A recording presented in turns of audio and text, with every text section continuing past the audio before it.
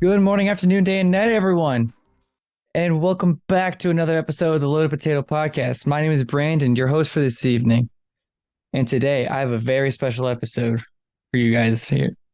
I have the honor and the privilege of introducing to you the band known as 7 Year Witch. Let's get a round of applause for 7 Year Witch, everyone. What up? What up, y'all? How are you guys doing today? Fantastic. Pretty good. Just getting ready for a show tonight. That's amazing. Why don't we round us off? Let's do a little roll call. Please tell us, who is 7 Year Witch? All right. I am Seth. I'm the drummer. Spencer. I'm the bass guitarist. And Aaron, I'm the singer. Our guitarist, Bo, is on his way. He was running a little behind, but he'll be here. He might show up half. Gotcha. That's all good. Little fun fact about the band 7 Year Witch, everyone. They are straight out of Anderson, South Carolina. They've been together since the year of 2013 with their debut albums known as Songs Our Mother's Love, with hit tracks Rags to Riches, Pipe Dream, and Peril. And with their latest single releasing at the top of this year known as Cyanide, there's no sign of stopping with these guys.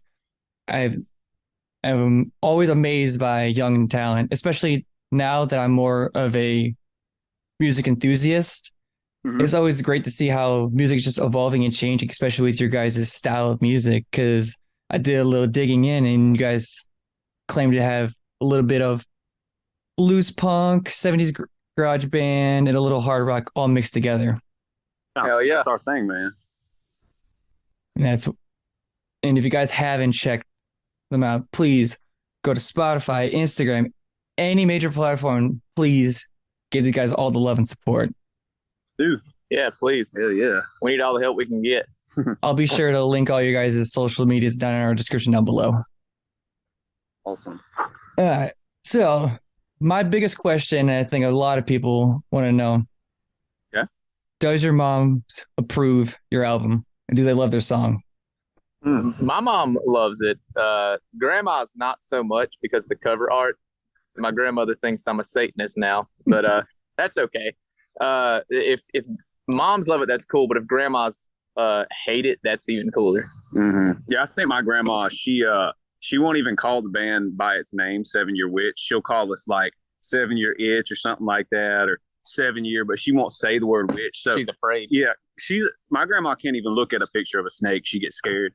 So yeah, my mom loves it. My grandma, yeah, not so much. That's fair enough. And besides that, too, I also want to know, where did you guys come up with the name 7 Year Witch? Because I feel like with any good band name, there was always a little origin story with that. So when I was a kid, I lived in a little neighborhood, and there was a bunch of the kids that kind of ran around with me. We used to play outside and ride bikes and stuff. But there was this one lady who lived at the end of the road, and her house is all grown up. The bushes were all scary looking. That she had like a ton of cats, crazy old cat lady. And anyway, we always come with this rumor that she was a witch. And she lived there for 7 years, or at least as long as we were there. And one day her house caught fire and it burnt down. We never saw her outside. The fire department never came or nothing. It was really weird. So the house just burnt down. And anyways, we didn't think a whole lot of it. We were like, man, maybe the lady died in there or something. She was there for 7 years and just died, just went up in smoke. Well, late at night, sometimes we would hear like this screeching. Now, thinking back on it now, I think it was like a screech owl or something, but it was this screeching of this owl that would sit by our house. And I don't know, it was just super scary at the time. But when we started the band, we were called Doc Holiday. And after a while, there were a bunch of Doc Holidays. So we had to pick something that was very unique. So we sat around and thought for a little while, and then I thought of that story of my childhood of the old witch's house burning down. She was there for 7 years, so I was like, okay, maybe maybe that's kind of cool. 7 Year Witch. It's a play on 7 Year Itch. It's perfect. So that is very interesting. I would have never thought of that, especially as like you said, like there's a lot of people who have like a lot of different similarity of band names. I think your guys' band name just stands out from the rest because it's like unique and different, especially just as you told us with that little story behind it. It just like adds to the layers of depth to it. Hell yeah. Thanks, man. Mm-hmm. Oh yeah. Speaking of like hawks or anything, do you want to explain to everyone your little bird visit the other day? Yeah. we have this house, mobile home, single wide, and there was this hawk that just straight up flew through the window, but the window wasn't open. It just like crashed into the window, broke through the glass, and ended up inside. So there was a whole big ass hawk inside of our house, and flying around, rampaging, and it shit on my bed and my great grandma's quilt. And so we opened all the doors and windows and just went outside and just started banging on the walls, just scared. And it eventually found its way out the back door, but it's fucking scary. And you can check all of their lineage with that on the social media as well, because they documented the hell out of that, which I found hilarious. Yeah, all these stories sound fake, but we have videos to back them up, except the witch. Yeah, no witch yet. That was before cell phones. Yeah. Different times. Yeah, better time. All right. Not getting into too much detail because I don't want to spoil your guys' performance, because in my opinion, you guys always kill it for the last 2 times I saw you guys. Thank you. This is mainly just for Aaron. Does your mother know, I won't say the song specifically, that you dedicate that certain song to her? Yes, I've told her. We're straight trailer trash, so she thought it was hilarious. My grandmother, again, not so much. She said, "Aaron, that is just inappropriate." I was like, "Well, people like it." I was like, "Maybe I'll do one for my grandma next time." So, but yeah, no, it actually that whole joke with that song started as an accident. It was actually in Savannah, I guess a year or so ago at I think it might have been that Fozzy show. I was at that. Yeah, I was just talking when I'm on stage. I just kind of between songs, I just kind of just stream of consciousness, just ramble on about whatever and just talk. And I accidentally said, "I'm gonna dedicate this next song to my mom." And when we got going halfway through, I realized I was like, that's kind of awkward. So I just kind of addressed it in the middle of the chorus, and I don't know, it just kind of seemed the crowd seemed to like it, so I just kind of started incorporating it into the show a little bit. So it turned out to be pretty funny. Accents always get turned to gold in this day and age. Yeah, everybody loves a good incest joke, so can't go wrong with little of that. I want to dive a little bit into the deeper end. Prior to you guys joining, bands and songs and music inspired you guys just to pick up an instrument and just go for it? Shoot, when I was a kid, I was into all kinds of random stuff. I was into Slipknot. I was in all the heavy stuff like that, but for some reason, Slipknot made me really want to get on the drums. So that was my thing. Yeah, marching band. It's kind of what got us two started in music. In middle school, we signed up for band class, and then when high school rolled around, we got into marching band and discovered a love for music there, and then got into that rock and roll, and then yeah. As a kid, my dad, he always grew up singing like classical music, and he's a classical singer. And growing up throughout school and stuff, I was like, oh, I can sing too. So I started doing that, and went to a specialized school for classical opera, and then I really wasn't into it when I got there. So I quit that, came back home to Pendleton, South Carolina, and went to my regular high school and met these guys, and they asked if I wanted to join a band. They needed a singer. So started that, and it was kind of hell on wheels from there.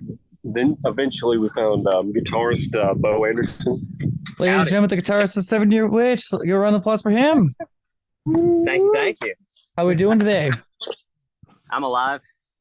I Can't was just complain. listening to y'all in the car on the way up here. I was listening to the fast food tier list. What'd you think? Like, The fact that you put Pizza Hut above Domino's is a sin that will be punished with fire. I will, to the grave, till I die. Domino's will be the worst pizza chain ever. This is my opinion. You listen here, okay? Take that back. What? Have you never had a Hunt's Brothers pizza? I can't say that I have, but I don't travel as much as I want to. Also, I'll settle their debate on In-N-Out versus Five Guys. In-N-Out's better. I agree. Yes, because it's affordable, single-handedly. That's all. I can't max out my credit card every time I want to have a meal at Five. And that's for one French fry. Yeah. Fair enough. Ivan, you hear that? In-N-Out's better than Five Guys. Screw you, Axel. Yeah, But Oh, yeah, man. I'm glad you enjoyed our podcast, and I'm actually glad you actually listening to it as well. Oh yeah, I got a long drive up here. I need to hear people talk. When you play music all day long, you don't want to listen to it anymore. Very true. Speaking of that, nice little transition. Do you guys find yourself listening to your guys' own music as a pastime, and like to add on to that, do you guys feel like you always like, I feel like I could have added like another riff here. I could have added like another melody here, or you just feel like you could just like, wasn't my best type of work. That's what I've noticed we do is we'll go record a new song and we'll listen to it 1,000 times, like right when we get done with it, and we'll be obsessed with it. And then we'll get so sick of it. Like when somebody puts it on, I'm like, turn it. Don't want to hear it. Yeah, it's kind of weird. Like it is kind of like you said, after a little while, after the magic wears off initially, you just start hearing things you could have done differently or done a little better. And it almost becomes discouraging to listen to your own music after a while. So I drive in silence now. I drive in complete silence. I don't want to hear it. I don't want to listen to any music unless I'm performing. Yeah, I've noticed that listening to your own music, like even when you get professionally done, all of that, like it's top quality. For some reason, it never sounds like the music you listen to. For some reason, I think it's just the fact that you're listening to yourself. Yeah, It seems just slightly below all the things you like listening to. definitely. Yeah. See, that's what I find myself too. Like after like a nice little recording in each episode that our podcast comes out, I always find myself just listening back like once over, not like multiple times because I can't hear myself a lot of times. I know the hell out of myself too, but I understand like after a while it just gets repetitive. Yeah, very much. Yeah. Indeed. And as for like life on the road, is it as what you expected, or is it like something that is like you had high hopes, but you're like right here in the middle where it's like it can go either way depending on like where you are, what you're doing, or just whatever. It's difficult at times. Life on the road is rough. You better get used to peeing in water bottles, having them overflow, and then a lot of gas station stops, sleeping in a bench seat. You better be used to waking up uncomfortable, sore as hell, and hot as balls or freezing cold. It's not. Yeah, it's rough, but the thing is, it's a good excuse to sightsee as well. So that's what's kind of cool. When we got to go out to California a few months ago, that was the first time any of us had ever been out west. And so that was really cool. I mean, like the stuff you see on the road is pretty wild. So it makes up for it. It's bittersweet, but the sweet outweighs the bitter every time. True. You guys if I'm not mistaken, you guys performed at the Whiskey Go Go. How was that experience? Yeah. It was awesome, man. It was a sold out show. People were shoulder to shoulder. The place was crazy. It's I could see why it's definitely one of those like staple venues and those iconic venues that everyone talks about. I mean, obviously it's a little different now because it's not the 80s anymore. So there's not like, quite as there's not people like shooting heroin in the corner anymore, so it's a little different. But I mean, dude, it was kind of like a little dream come true. But the downside, I guess you could say, is that it's hard. The other shows, it's hard to compare them to that because, that month we played the Whiskey Go Go, and then a few weeks ago we played a show where there was like 10 people there. So it's like one of those things. Like it's not a promise of success. You still have to keep working. So. Yeah, because especially you guys, like as I stated previously, you guys have been around since 2013 and only not that long ago releasing your debut album. Yeah. Which I think is crazy enough because especially with all the latest singles that you guys released, as an example of Shit Keeps Happening, White Horse, and Cyanide, like I stated previously, when are we going to expect another album or at least maybe like an EP? Well, we're working on a lot. We have a ton of new material that's not on that original album, and we have a few things that we've dropped that are just purely online.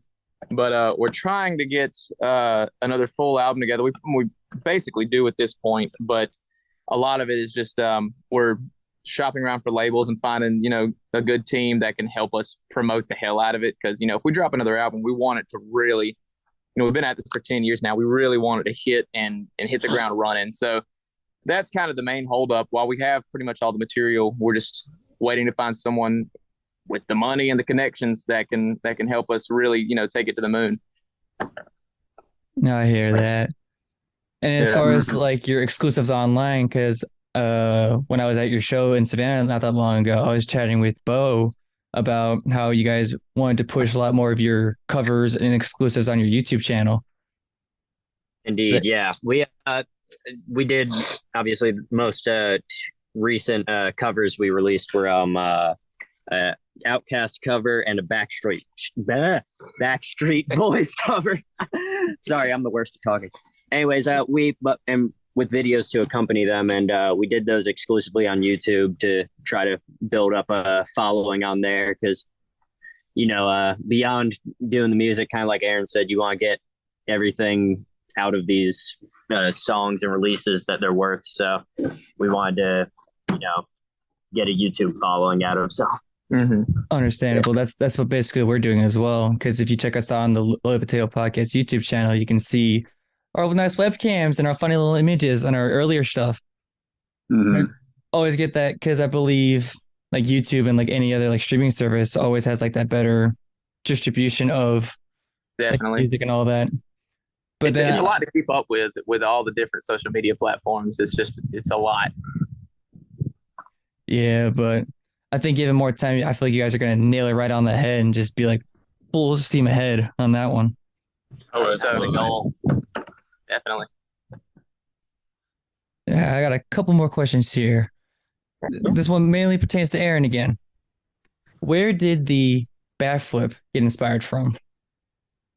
Well, as a kid, my aunt Sheila forced me to go into gymnastics, and so I did that for a couple years, and did a lot of tumbling, and I wanted to be like Bruce Lee. I saw he did a backflip as a kid, so I was like, I want to do the backflip. So I learned a lot from that, and then as I got older, I stopped doing gymnastics and did all kinds of other things. But we had a show. It was probably still one of our first shows, and I just had that idea. I'm just gonna jump around and like a crazy fool and just see what happens, because the crowd seemed to like that. So I don't remember exactly what song I did. I think I started doing backflips randomly during the set, and people liked it, and people would come up, and that if nothing else, the music didn't get their attention, at least that would. So started doing that, and then incorporating it into the set, and then threw it in rags to riches. And people always, like I said, if even if they don't really care about the music or anything else, they always come and they'll be like, "Oh, we did a backflip on stage. That's pretty cool." And I'll be like, "Yeah, I got your attention."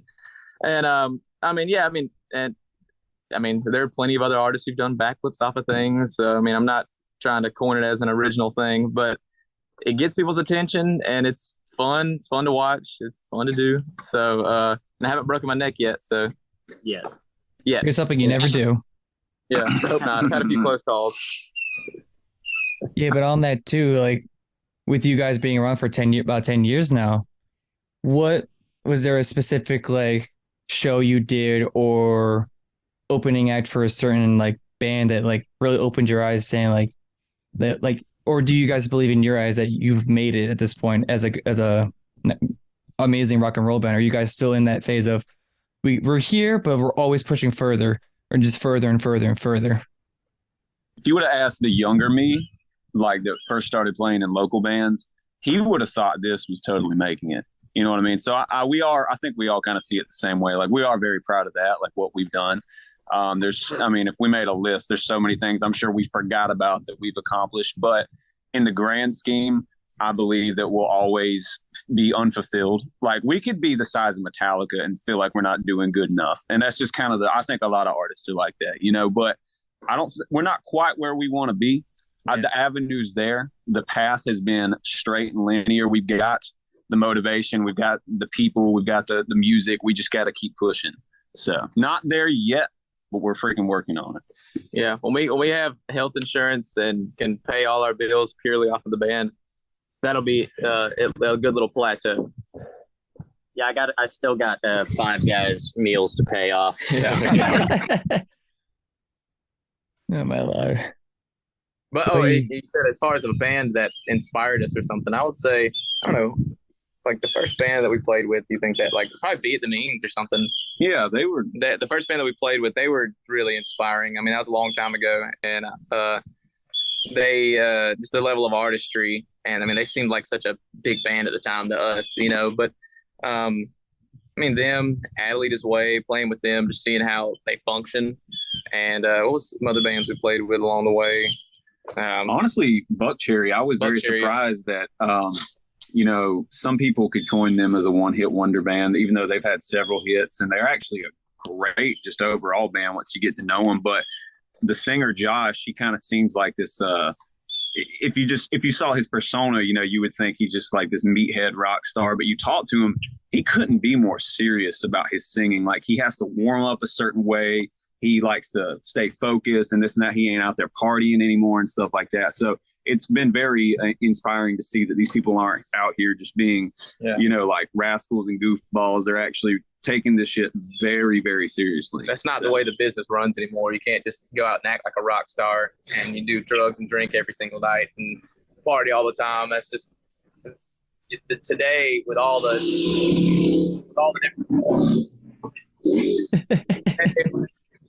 with all the different factors involved, it requires a certain level of professionalism, and that's something that all these bands have taught us over the years that we try to incorporate. It's been very helpful. But yeah, I won't take up too much of your guys' time. I'm gonna end it off with like 2 more questions. All right. What inspires you guys to get up in the morning and just live your lives as it is? Having to pee. Hunger. Really desperate for money. Like,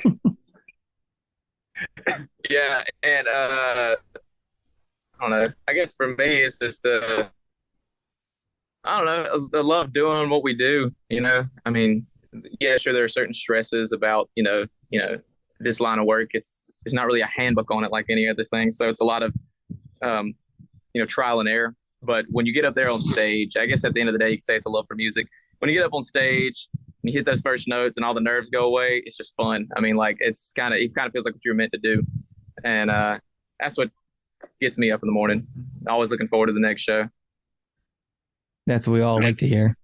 Yeah, definitely. And it's the doing music like this, it just like you said, there's no handbook. It's different for everybody. Some kids got we've seen it before. We've met a kid that's got a private jet, and his parents pay for this band to just go on these giant tours. So the path is different for everybody. And it's nice to know with this, there's still an element of spontaneity and surprise to your life when you do something like this, and it doesn't feel like you're caught in such a hamster wheel like I would with other things. So, and then the power of the internet, you never know if you're just gonna put a song out and it flops, or it could surprise you. You put a song out and it go totally viral. There's always the hope that can happen. You see it happen a lot of times to bands.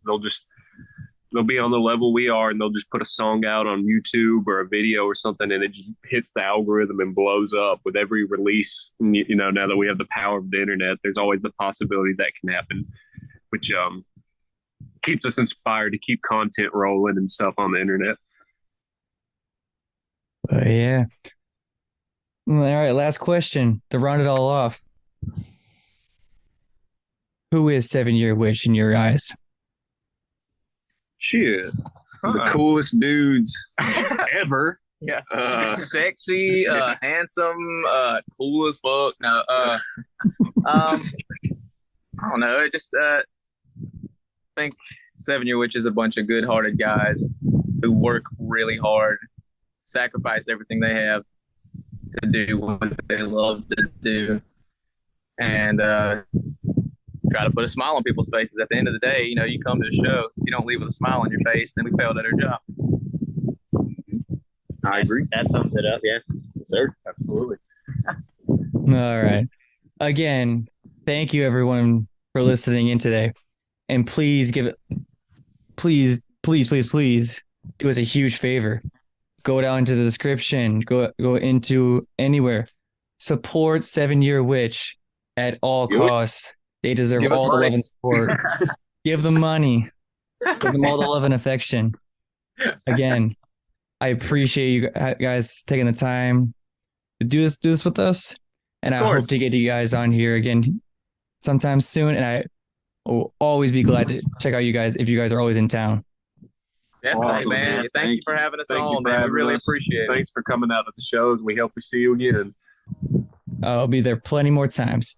Again, Hell yeah. sayonara, peoples. Sayonara. Adios.